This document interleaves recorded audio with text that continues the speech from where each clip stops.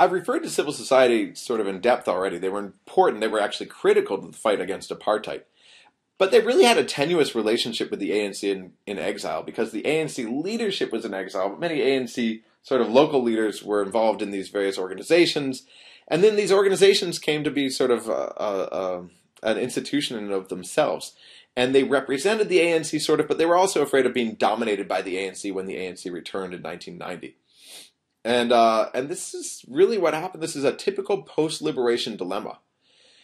We represent everything civil society always wanted, so it's no longer important. That's what the Liberation Party does. It comes back and it says, hey, we don't need civil society anymore. We're here. We represent you. You can vote for us and tell us if we represent you and give us the mandate.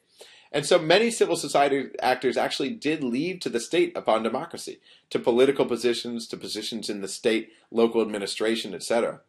The organizations largely were able to replenish themselves, but the unions did a much better job of that than the civics.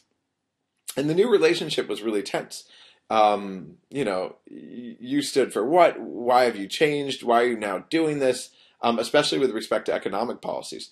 COSATU and actually a group of, I should say, what do we call this? A federation of civics known as SANCO, the South African National Civic Organization, came together to be part of the governing alliance with the ANC and the South African Communist Party. And I didn't mention the South African Communist Party here, and I should have. I'm sorry. The South African Communist Party still exists, but they're not particularly strong. So they've been subsumed in this ANC alliance. So not only is the SACP, the South African Communist Party, in this ANC alliance, but also the COSATU and SANCO, these civic organizations. And so you have this weird relationship where they actually go out and they protest against the government policies that they don't like, but then you're protesting in a sense against yourself. It's a very strange relationship. So I would say, generally speaking, civil society has been weakened. SANCO, the civics, have virtually disappeared by now. It was a slow decline, I suppose more precipitous after about 5 years or so. But COSATU has managed to stay, trying to manage this independence. It was in part responsible for the rift between Jacob Zuma and Thabo Mbeki, because the unions opposed the neoliberal economic policies that Thabo Mbeki ultimately followed, and so they supported this sort of coup of sorts that brought Jacob Zuma, this populist, into power. Now, as I mentioned, they don't like him either. So the point is, you've got these ongoing tensions between the state and civil society. So you've got a civil society that sort of functions, but for a while it was a little bit dormant, and then after several years they realized they needed to stand up for themselves a little bit more. And so COSATU did this, and SANCO, the civics, really fell flat. In terms of the political economy, you've got this outstanding, it's impossible to understate the legacy of apartheid. Huge challenges, massive unemployment, homelessness, debt, inflation, lack of trade from the apartheid era. Really, really hard to reverse. Mandela went out begging the world to come back. First of all, remember, the world had launched all these sanctions against, well, I didn't even talk about this, but I will in a second. They had all these sanctions against South Africa, which was one of the sources of foreign pressure that led to the destruction of apartheid. Now imagine trying to go off and tell the world, hey, South Africa is a good place to invest. Well, if I'm an investor, all I know is that most of the people in my country think of South Africa as this pariah state. And so there might be a nice state there now, a nice government there in the state now. But if I invest in South Africa, people are going to raise lots of red flags and say, hey, why are you investing in South Africa? We don't like them. Even though the times have changed, people don't necessarily know that. So problems.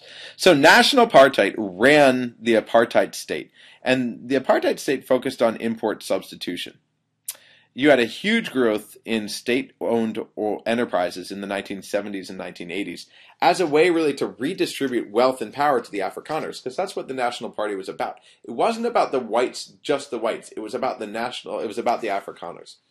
And Afrikaners prospered in part by keeping labor wages artificially low, all the labor costs. So the geography of apartheid made this a huge burden. You had the rise of informal settlements outside of these cities, these shanty towns, in order to get people closer to the place of work. And then, of course, they were destroyed. There were all sorts of turmoil came with that. But you still got, enormous amounts that people pay for even just transportation to work. So growth stops, especially in the 1980s, for two reasons. First of all, the country is becoming ungovernable thanks to the civics and the unions, and also because of this divestment campaign led by the West. So there were a couple of standouts that didn't actually divest, like Shell and Kentucky Fried Chicken. But most of these places, and most Western companies did divest. In other words, they took away their investments. So again, more problems in terms of economic growth. And finally, remember that the educational system under apartheid was designed to keep non-whites down. And so you lack a skilled labor force. Even today, 20 years after the fall of apartheid, skilled labor is still being taxed. But what it means immediately after the fall of apartheid is you don't have the know-how to run the state without the whites. You don't have the know-how to run the economy without the whites who have put themselves in these privileged positions, who have educated themselves and purposely kept down everyone else. So the ANC comes to power in 1994, and it promises this thing called the Reconstruction and Development Program, the RDP. And this was a moderation of its strong state approach prior to the fall of apartheid. As in the opposition, it demanded much more socialist policies. But now it moderates a little, but it still promises huge state spending. They start with creating houses, providing water, electricity, jobs, health for the entire population. That's what they want to do. But they realize that this is very costly. And in 1996, they scrap this. And this is the beginning of a rift in the ANC. And instead, they take on what they call the Growth, Employment, and Redistribution Program, GEAR.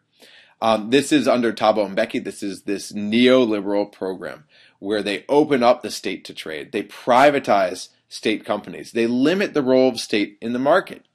And I wish I had numbers. I thought I had numbers and I can't find them. But the state accounted for a huge amount of the economy by this point. Because really, thanks to import substitution, state-backed import substitution, they had to.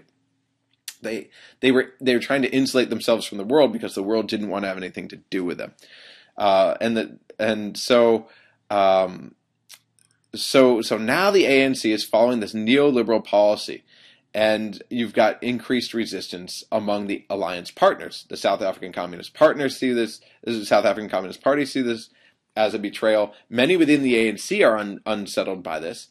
COSATU, again, the unions, the civics, as long as they still matter, but they go away pretty fast. But especially the unions are angry. This is where we have growth without jobs. Crucial to understanding where South Africa is today. Since apartheid, decent economic growth, but not for the majority of the people. The majority of the people aren't doing any better. And so this leads to a rift, and Thabo Mbeki loses, Jacob Zuma takes over, and then he comes to power and moderates his position. And he pursues still these neoliberal reforms that Mbeki essentially launched. So now the unions are angry with him. But when I was there doing research in 2007 or 2008, I said, hey, isn't the same thing going to happen? It was 2008 or 2009 maybe. Maybe it's 2009. Isn't the same thing going to happen with Mbeki once he takes power? Isn't he going to back down and keep these neoliberal reforms? And people said, well, he's the only chance we've got. And so, well, their only chance, bam, just lost it. Because, again, of the nature of trying to function in a globalized economy. So what all this means is that in 2012, South Africa was one of the two, depending on whose stats you're looking at, unequal countries on the face of the earth, and growing. We've got high unemployment. We've got an enormous gray sector, black market. Up to 30% of the population works in this gray sector, untaxed, unregulated. We've got a high murder rate, lots of carjackings, police corruption. HIV hasn't gone away. It's still a major issue. You've got the emigration of skilled labor, especially nurses. In 2009, the last stats that I've got, the lowest 20%, I think I should have this Gini coefficient, so there you go, very high Gini coefficient. The lowest 20% had 2% of the income in South Africa. The highest 20% had 68%. Enormous problems. Okay. So what all this means is that a lot of people say, hey, look, we are no better off than we were under apartheid. And this is easier to say for the younger generation that didn't live under apartheid. There's more and more talk about them. Sometimes we talk about how a lot of our students don't remember the world before 9/11. That seems very strange for us. I'm such an old man. It does seem strange, though. And so this seems strange for many South Africans, the majority of South Africans who do remember apartheid. But what it means is you've got serious political maneuvering that could be going on now. And the African National Congress could well lose its place, which could be a good thing for democracy. But the point is you've got lots of discontent because economically speaking, many people are not a bit better off than they were under apartheid. Politically speaking, of course, they are much better off. But at the end of the day, when you're hungry, raises questions of what people really want. So that's it for South Africa. And, geez, that was the last set of slides I'm going to show you. So I'll put up a discussion question, no doubt. Hope you enjoyed this. I did too. Bye.